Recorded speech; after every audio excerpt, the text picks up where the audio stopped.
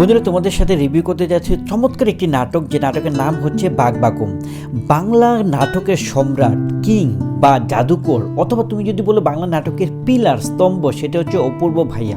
অপূর্ব ভাইয়ার যে ডায়লগ বা কথা বলার ধরন, এক কথায় অসাধারণ। এই নাটকটিতে সাফা কবিরের সাথে যে তার জুটি, এই জুটিটি কিন্তু চমৎকার লেগেছে এবং নাটকটা কিন্তু একটি চমৎকার নাটক। তোমরা অবশ্যই নাটকটি দেখবে। আমার রিভিউ হচ্ছে 4 out of 5।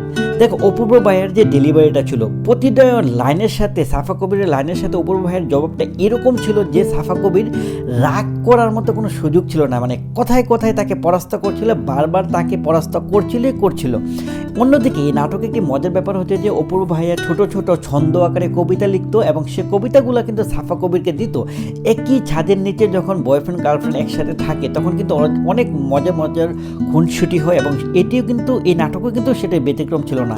সো অপূর্ব ভাইয়া সাফা কবিরকে মাঝে মাঝে ছন্দ আকারে কবিতা লিখে পাঠাতো এবং শেষের দিকে যে বিষয়টি মজার হয় যে সাফা কবিরের মা কিন্তু অপূর্ব ভাইয়াকে একদম পছন্দ করতো না, মানে তার হবু শাশুড়ি একদমই পছন্দ করতো না। তারপর সে কী করলো, সে তার হবু শাশুড়িকে উদ্দেশ্য করে কিন্তু ছড়া আকারে কিন্তু চিঠি লিখতে শুরু করলো এবং তার প্রতি জবাবে দেখা যায় যে মজার বিষয় হচ্ছে যে সাফা কবিরের মাও কিন্তু অপূর্বকে মানে বাজে ছেলে, বকাটে ছেলে, এই ধরনের মিষ্টি লাইন করে কিন্তু ছোট ছোট ছন্দ আকারে কিন্তু কবিতা লিখে পাঠাতো।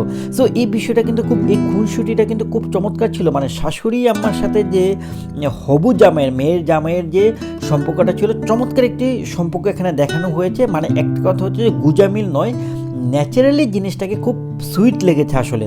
এবং আরেকটা বিষয় দেখা যায় যে এই নাটকটিতে আরেকটি বিষয় দেখা যায় যে ফ্যামিলির মধ্যে যে ম্যাক্সিমাম মানুষরা দেখা যায় যে একটি রিলেশনশিপকে প্রসিড করার জন্য, মানে পরিণয়ের দিকে নেওয়ার জন্য কিন্তু একমত থাকে, কিন্তু এক বা দুইজন কিন্তু ব্যক্তি কিন্তু তার জন্য বাদশাদ হয়ে দাঁড়ায়।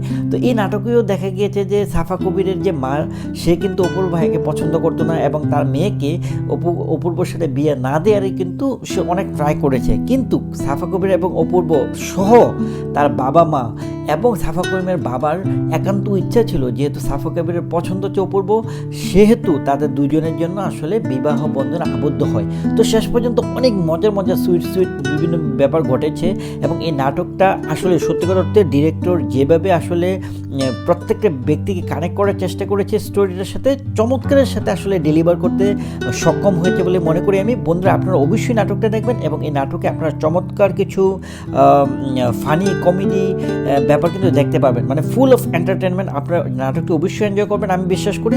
অলরেডি 5 থেকে 6 দিন হয়েছে, আমি জানি না নাটকের ভিউ এত কম কেন, 1 মিলিয়নই হয়নি। সো আমি বলবো অবশ্যই আপনারা নাটকটা দেখবেন, নাটকটা আপনার ভালো লাগতে বাধ্য হবে।